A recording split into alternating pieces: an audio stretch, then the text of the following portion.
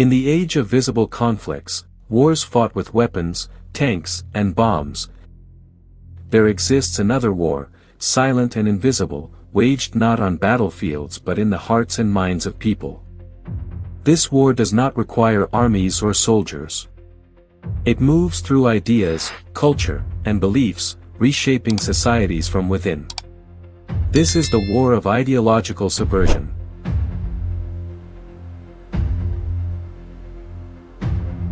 At first glance, many may wonder, what is ideological subversion, and why should we be concerned? The answer lies in understanding how societies are shaped, by shared beliefs, histories, values, and trust in institutions. When these foundations are undermined, the very fabric that holds a nation together begins to unravel. Throughout history, nations have fallen not just because of external attacks, but because of internal decay, a loss of cohesion, purpose, and unity. Ideological subversion is one of the most potent weapons used to create such decay. The term ideological subversion entered public awareness during the Cold War, a time when two superpowers, the United States and the Soviet Union, vied not only for military supremacy but for cultural and ideological dominance.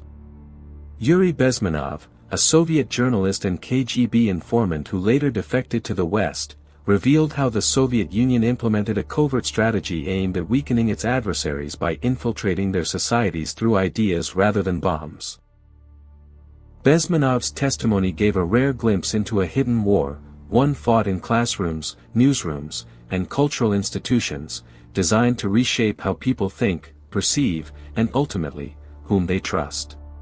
At its core, ideological subversion is the slow, deliberate process of shifting the cultural, political, and moral compass of a society. It is a battle for the narrative, the stories a nation tells about itself, its values, and its future. Unlike traditional warfare, it is often invisible, insidious, and long-term.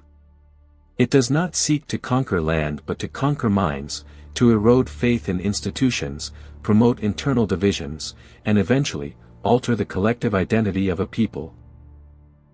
This makes ideological subversion one of the most powerful weapons in modern conflict, because it weakens a nation from the inside out, often without its citizens even realizing they are under attack. Yuri Bezmenov described ideological subversion as a four-stage process that transforms societies from stable democracies into controlled states. These stages are demoralization, destabilization, crisis, and normalization. Each phase plays a distinct role, progressively eroding a society's defenses until it is fully reshaped according to the agenda of the subverter. Understanding these stages is essential to recognizing how and why ideological subversion works, and how it can be resisted.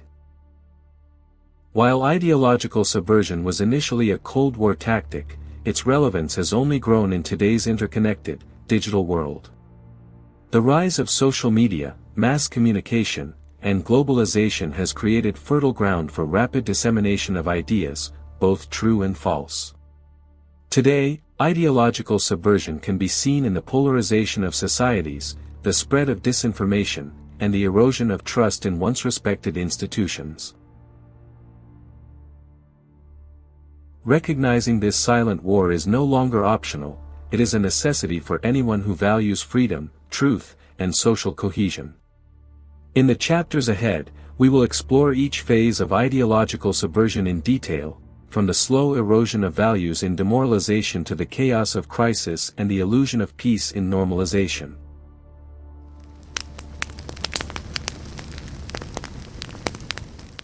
What is ideological subversion?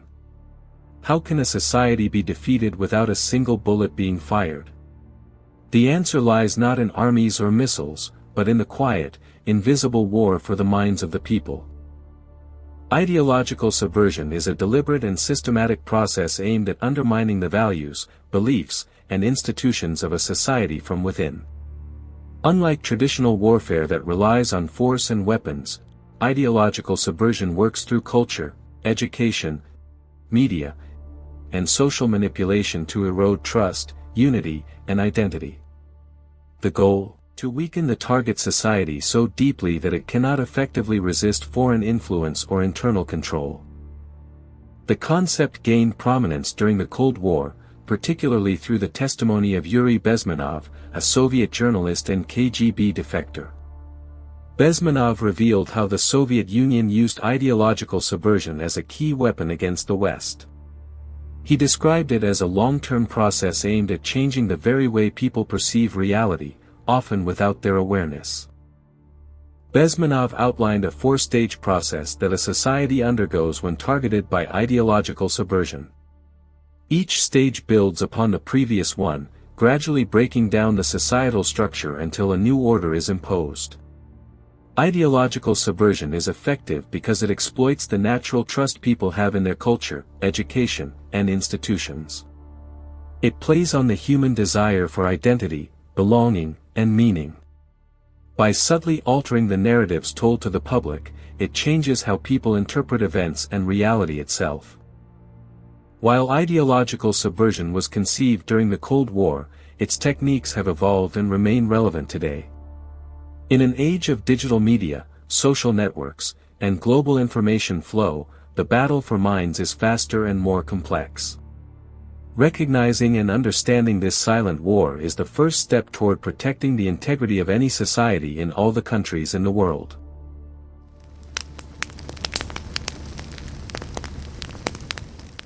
Demoralization. The silent erosion of a society's soul.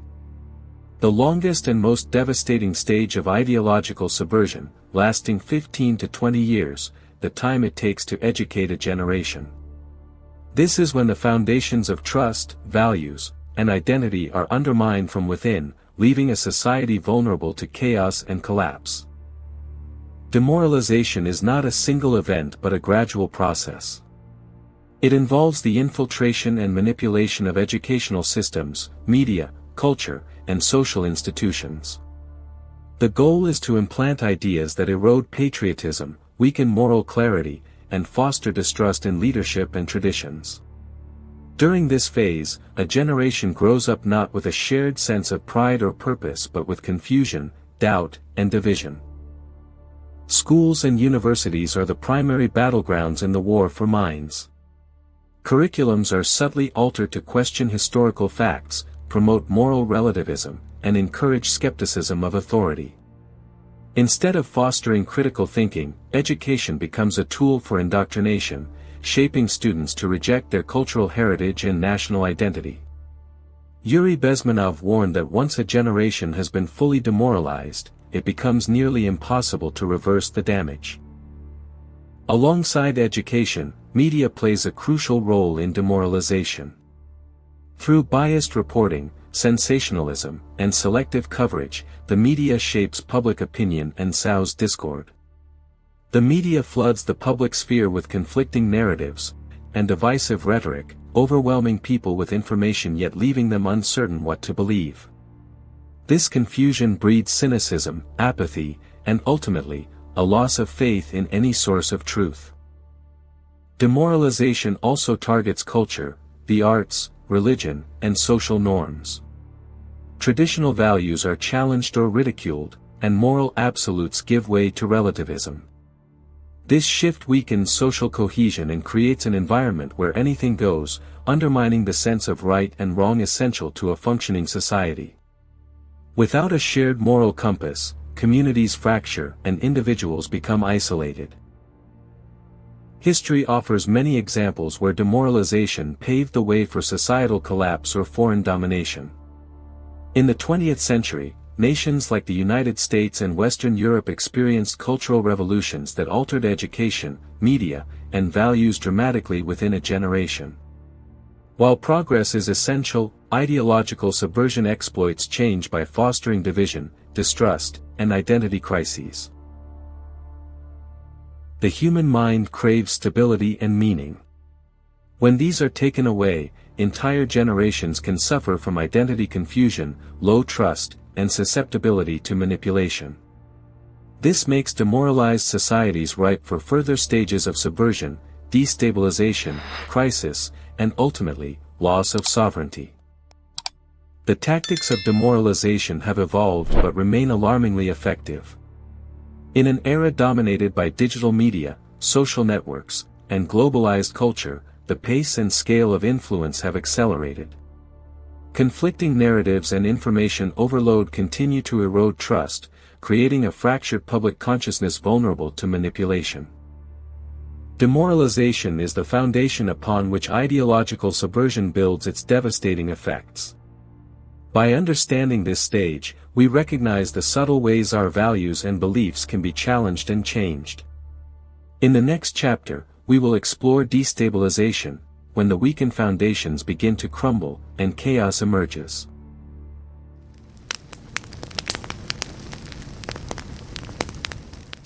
After years of demoralization, a society's foundations become fragile. The next stage, destabilization, seeks to exploit these weaknesses by targeting the pillars of the nation, its economy, foreign relations, and internal order. Destabilization usually unfolds over 2 to 5 years, marked by growing chaos and uncertainty, setting the stage for crisis. The economy is the lifeblood of any nation. Destabilization aims to disrupt trade, increase inflation, and create scarcity of essential goods. By sowing economic uncertainty, confidence plummets. Businesses close, unemployment rises, and everyday citizens feel the strain, turning against their leaders. This economic chaos fuels discontent and undermines social stability. Destabilization also targets a nation's place on the global stage. Diplomatic relationships fray, alliances weaken, and conflicts simmer. Domestic politics become polarized, with factions blaming each other and foreign adversaries exploiting these divisions. Political scandals and corruption revelations erode public trust and deepen the divide. Destabilization thrives on division, ethnic, religious, racial, or ideological. By amplifying grievances and encouraging factionalism, social cohesion unravels. This divide-and-conquer strategy turns citizens against one another, distracting from the larger forces at work and weakening unified resistance. Throughout destabilization, media acts as an accelerant. Sensationalism, selective reporting, and misinformation flood the public sphere. Conflicting narratives confuse citizens, erode facts, and increase distrust. Media becomes a battlefield where truth is obscured, and division is deepened. History shows how destabilization has led to turmoil worldwide, from economic collapses to political revolutions. Examples include Latin America's political upheavals in the 20th century, the economic crises in Asia, and ongoing conflicts in the Middle East. While each context differs, the pattern of targeted economic disruption, political infighting, and social fracture is consistent. As chaos grows, fear and uncertainty dominate public consciousness. Citizens become anxious, mistrustful, and desperate for stability. This emotional turmoil makes them more susceptible to radical ideas or authoritarian solutions. Destabilization fractures the collective psyche, making recovery even harder. When destabilization reaches its peak, the society is ripe for crisis, the tipping point where chaos becomes open conflict or regime change. The broken economy, fractured society, and eroded trust converge into moments of upheaval that redefine the nation. Destabilization is the storm before the crisis, a deliberate assault on the pillars of society designed to leave it vulnerable and divided. Understanding this stage reveals the fragility beneath apparent chaos and prepares us to recognize the signs before it escalates. Next, we will explore crisis itself, the breaking point that reshapes nations forever.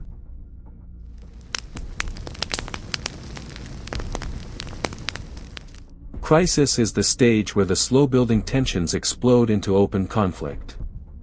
It is the breaking point, a moment of upheaval that can redefine a nation's future. This phase often manifests as political revolutions, economic collapses, or social chaos. But while crises may appear spontaneous, they are frequently the predictable outcomes of long-term destabilization and subversion. Crises can be triggered by many factors: a political assassination, economic collapse, contested elections, or social unrest. But in a destabilized society, even minor incidents can ignite widespread chaos. The populace, already fractured and disillusioned, may seize the moment to demand radical change or overthrow existing structures. During crisis, power vacuums often emerge. Competing factions vie for control, sometimes violently. In many cases, authoritarian regimes rise from the chaos, promising order but often imposing new forms of control and repression. This new order may not reflect the will of the people, but the interests of those who orchestrated or exploited the crisis. Economic collapse frequently accompanies political crises, deepening suffering and unrest. Currency devaluation, hyperinflation, and shortages of food and medicine lead to widespread hardship. Social services fail, crime rises, and the social contract breaks down. The psychological toll of crisis is immense. Fear, despair, and uncertainty grip entire populations. Many lose hope, while others become radicalized, driven by anger or desperation. This emotional volatility can lead to cycles of violence, repression, and further instability. While crises appear chaotic, they can also be manipulated, or even engineered, to justify drastic changes.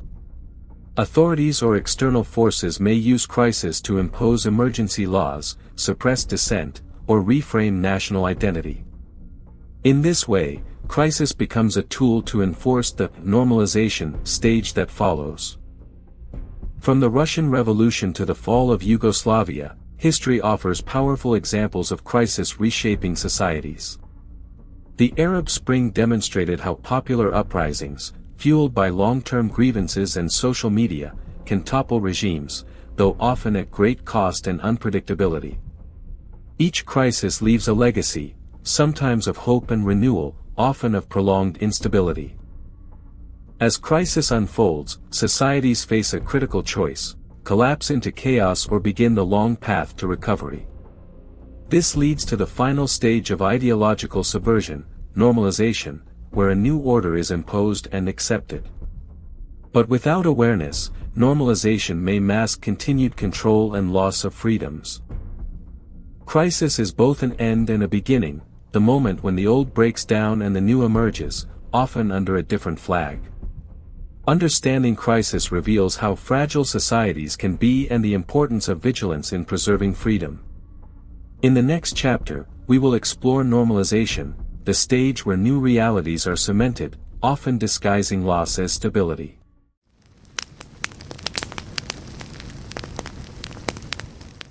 Normalization is the final stage of ideological subversion, the moment when society accepts a new reality, often disguised as a return to peace and stability. But beneath this calm lies a subtle, often irreversible shift in freedom, truth, and power. After crisis, normalization sets the tone for a controlled society, where the new order is no longer questioned, and dissent is subdued. Normalization is the process of making radical change seem normal, natural, and inevitable. It is a psychological state where citizens accept limitations on freedoms, altered truths, and new power structures as just the way things are. Often, normalization is presented as necessary for peace and security, leveraging fatigue and fear after crisis. Propaganda plays a crucial role in normalization, assuring the public that stability has been restored while controlling the narrative. Media becomes a mouthpiece for the new regime, promoting loyalty and suppressing dissent. Censorship, surveillance, and legal restrictions become tools to enforce conformity. Normalization often masks the erosion of civil liberties, freedom of speech, assembly, and press, behind a veneer of democracy and legality. Elections may continue but are often rigged or symbolic. Citizens may feel they have choices, but those choices are carefully controlled. The new order thrives on the illusion of freedom, maintaining control while minimizing resistance. After prolonged crisis and instability, societies often succumb to psychological fatigue. People prioritize safety and stability over freedom, accepting restrictions and altered realities. This acceptance is the key to successful normalization, when control is no longer resisted but embraced as necessary. History shows many examples of normalization, from post-revolutionary regimes to modern authoritarian states. In some cases, societies experienced decades or generations under normalized control, with dissent reduced to whispers. Understanding normalization helps reveal how freedom can be lost without open warfare. Reversing normalization is difficult but not impossible. It requires awareness, education, and a commitment to reclaim truth and freedom. Civil society, independent media, and informed citizens are vital to challenging the new order. Normalization seals the transformation initiated by ideological subversion, the silent war that reshapes societies. But by understanding these stages, we gain the power to recognize, resist, and reclaim our collective futures. In the next video, we will explore the tools and tactics used throughout ideological subversion, the future of ideological subversion and strategies for resistance to ideological subversion.